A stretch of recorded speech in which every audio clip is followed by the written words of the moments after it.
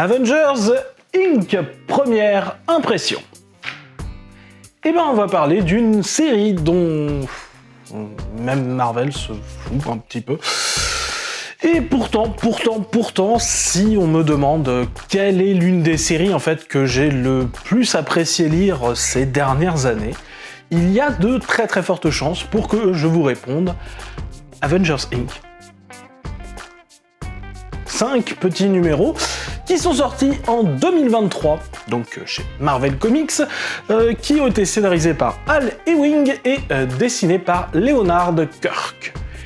Et pourquoi donc c'est une série que j'aime beaucoup? Eh bien, je vous en parle de suite.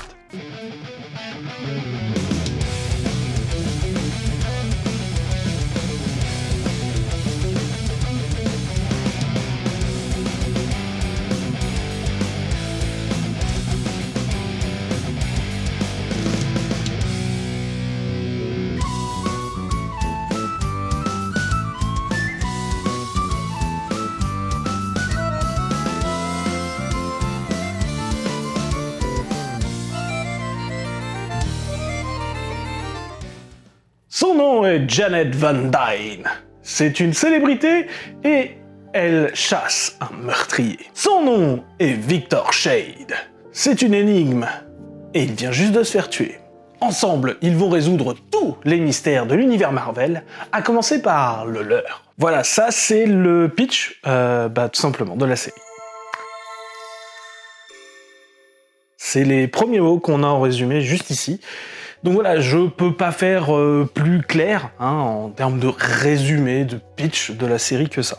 Donc Avengers Inc. c'est une série régulière qui a pour but de parler de mystères, de détectives dans l'univers Marvel, de résoudre quelques petits mystères et aussi d'avoir une petite storyline en fil rouge. Et franchement, c'est le genre de projet qui peut vachement me plaire. Notre histoire commence au Raft, la prison pour super-humains, la plus connue de l'univers Marvel, où la guêpe, Janet Van Dyne, en fait, est appelée parce que il y a un de ses ennemis iconiques, Whirlwind, qui tout simplement est mort. Et il n'est pas mort tout seul, il y a 6 méchants qui sont morts dans leurs cellules. On sait pas trop comment. Voilà, ils ont à peu près un trou au niveau de la tête, mais on sait pas trop à quoi ça correspond. Ils sont tous morts de la même façon.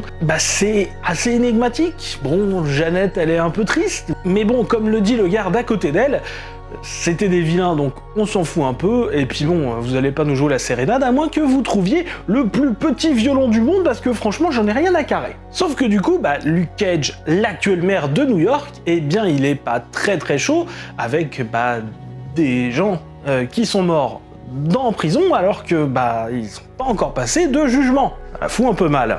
Et donc du coup, il demande à Janet, si possible, d'enquêter. Parce que Janet, c'est pas la première fois qu'elle joue un petit peu les détectives. Et donc du coup, Janet retourne à la prison, on a gardé les corps un peu plus longtemps justement pour qu'elle puisse faire son enquête, et le problème c'est que à la morgue, les vilains se réveillent d'un coup, ils savent pas trop ce qui se passe, ils sont tout autant dans le flou qu'elle, sauf que là clairement, ils sont en dehors de leur cellule, il n'y a plus les trucs pour les empêcher de faire un peu le mal, et puis en plus ils ont une super-héroïne juste en face, voilà, ça va partir en baston. Pour moi, il y a déclaration de guerre.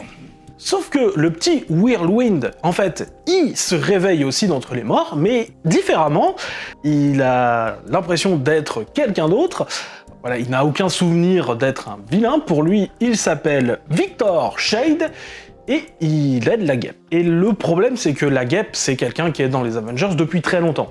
Pour le coup, si les Avengers s'appellent les Avengers, c'est à cause d'elle, c'est elle qui a donné le nom. Donc, Victor Shade, ça lui dit très fortement quelque chose, puisque c'est un nom qu'a utilisé Vision, le synthézoïde de l'univers Marvel. Et donc du coup, elle arrive en gros à convaincre de le laisser sortir lui, bien sûr sous sa charge, donc sous sa protection, histoire d'enquêter un peu plus. Et c'est ainsi que se monte plus ou moins officiellement cette petite Avengers Inc., donc qui est une petite organisation qui va en fait tout simplement être à la disposition de tout un chacun pour en fait enquêter sur tous les mystères qui peuvent se poser à la communauté super-héroïque et assimilée.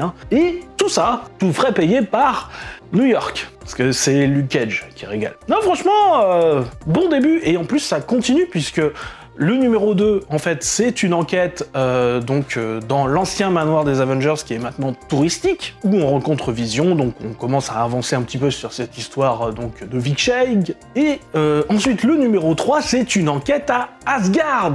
Voilà, directement on monte les enjeux. C'est une enquête qui n'est pas n'importe où, c'est une enquête qui se déroule au Valhalla. Parce que on a tué l'un des dieux qui est au Valhalla, parce que il a gagné, il est mort honorablement, donc il a gagné le droit d'être au Valhalla, sauf que, il vient de mourir, en plein milieu de la grande salle, en plein milieu du banquet. Et ça la fout mal. Et donc du coup, il faut enquêter, pourquoi il est mort, comment il est mort, comment est-ce qu'on fait pour tuer quelqu'un 2 fois, parce que voilà. Et c'est vachement intéressant, et du coup c'était très lié en fait à la série Immortal Thor que Alley Wing en fait commençait à écrire aussi au même moment. Et du coup les numéros 2 et 3 nous montrent en fait à peu près ce qu'on aurait pu avoir comme série si malheureusement celle-ci n'avait pas été tout simplement annulée hyper vite. Puisqu'en fait tout simplement à partir du moment où l'équipe artistique avait fini le numéro 3, eux ils savaient qu'ils auraient que 5 numéros.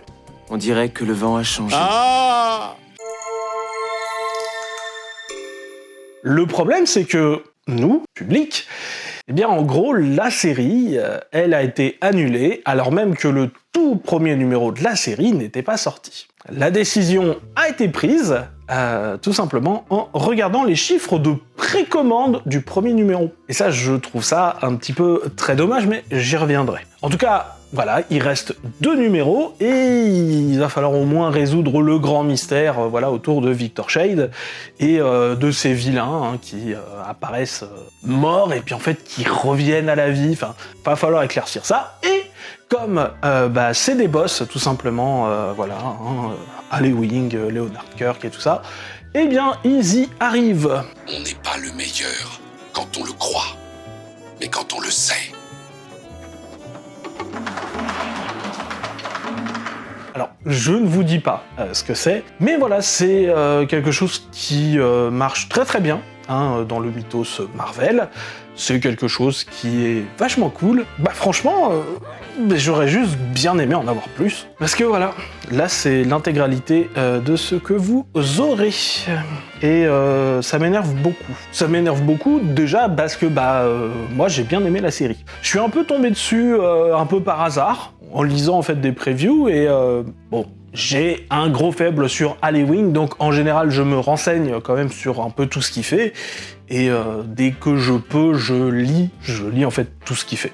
J'aime beaucoup l'écriture d'Alley Wing, et du coup c'est vrai que je suis un peu triste que du coup on arrête un titre d'Alley Wing, et surtout que franchement, c'était un bon début. Il y a pas mal de gens, si on regarde un petit peu sur les critiques sur internet, qui sont plutôt positifs là-dessus. En fait, on est typiquement sur une série qui aurait pu avoir plus de lecteurs sur le long terme, grâce à certains leviers comme les critiques et le bouche à oreille. Et donc forcément, comme ça a été annulé au niveau des précommandes du numéro 1, autant vous dire que ces leviers-là, étaient totalement inaccessibles à cette série. C'est une série qui, je trouve, a été éteinte beaucoup trop tôt, et je pense sincèrement que ça sert à rien de faire des séries régulières pour les tuer avant même que certains leviers qui ont fait le succès d'autres séries ne fonctionnent. C'est un peu comme si Marvel, en fait,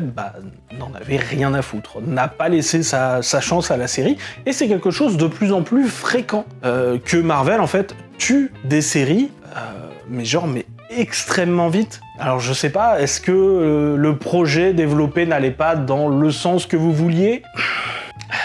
Dans ce cas-là, recadrer, il y a de l'éditorial, vous êtes parfaitement capable de faire ce genre de choses. Quel est ton seul et unique but dans cette armée ? Faire tout ce que vous me demandez, sergent instructeur ? Putain de merde, Gump ! T'es un putain de génie !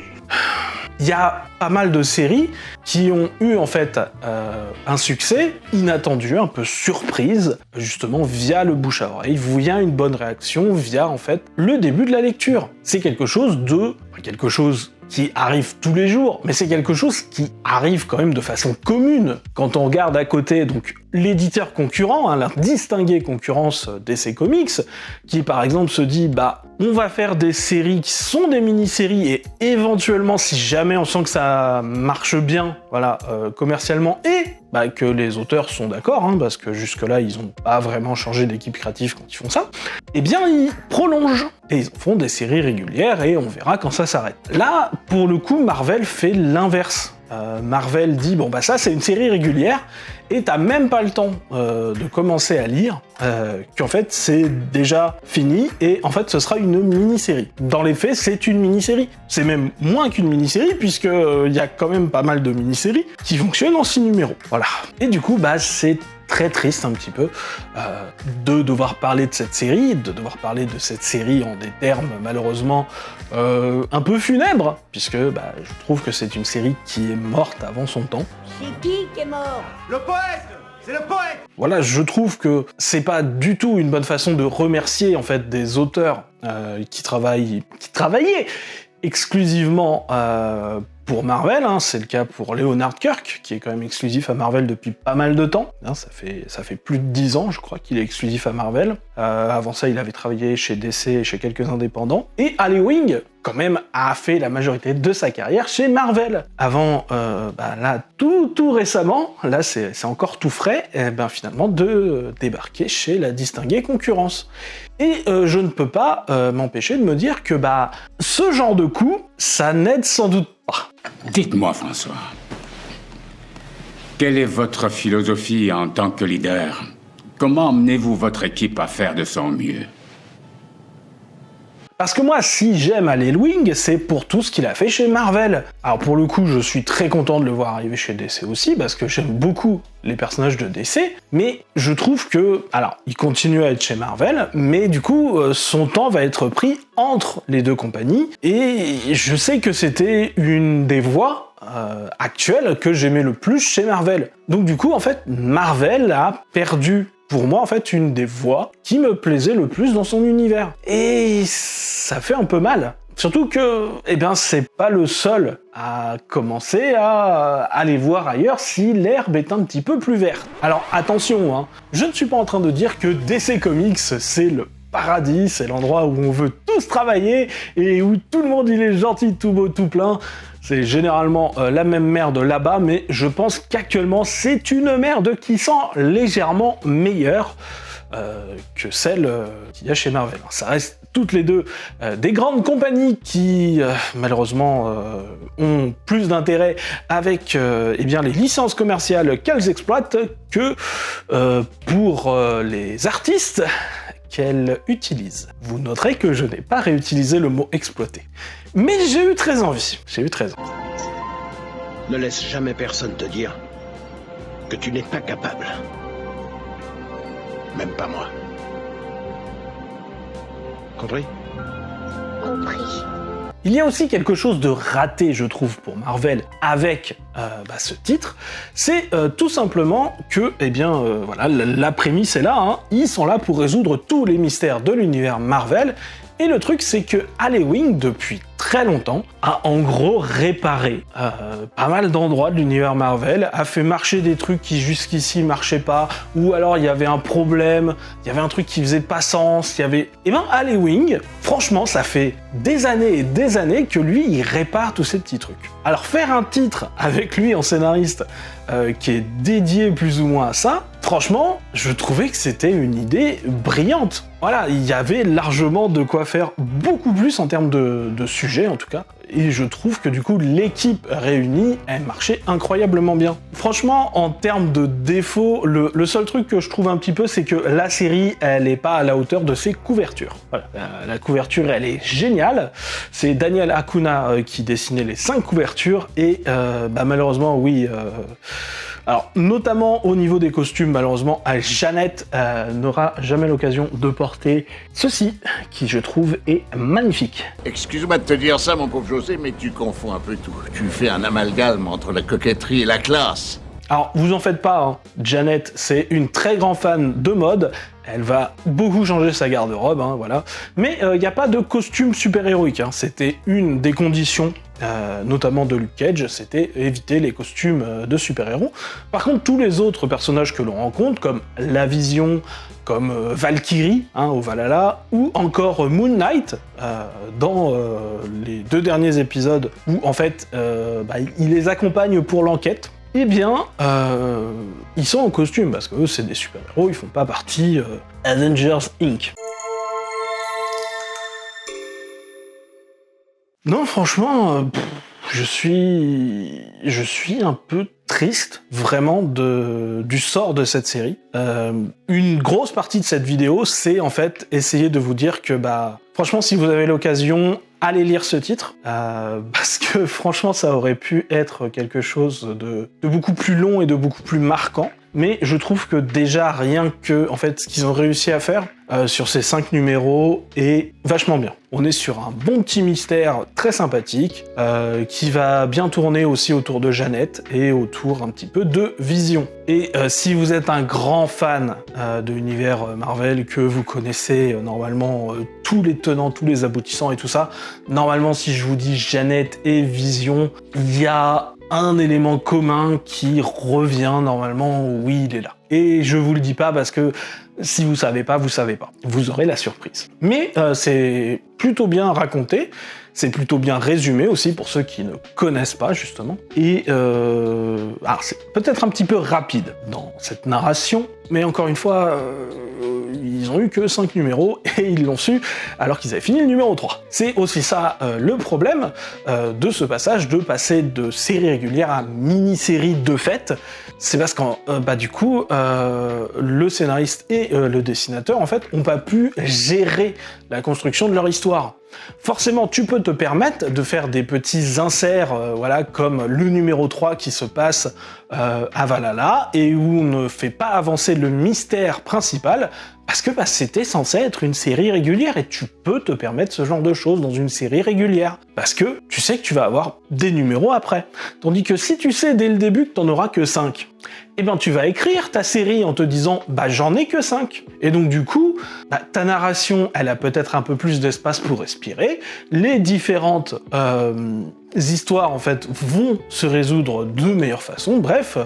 Non, c'est pas juste un truc de j'ai pas eu assez de numéros sur une série qui était cool. C'est aussi respecter les gens qui travaillent pour vous. Respecter les gens qui essayent de faire leur meilleur taf. Parce que c'est le cas d'Ali Wing, c'est le cas de Leonard Cut. Et merde, respectez les mecs qui bossent pour vous. Les mecs et les meufs.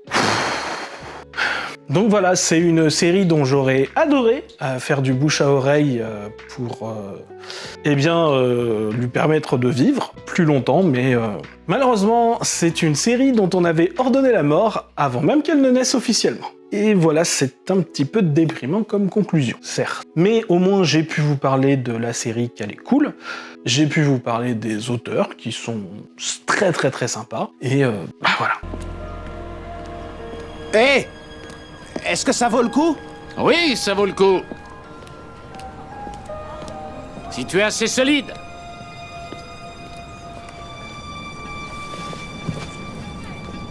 Si jamais vous avez l'occasion, allez le lire. Et nous, on se retrouve une prochaine fois dans une autre vidéo.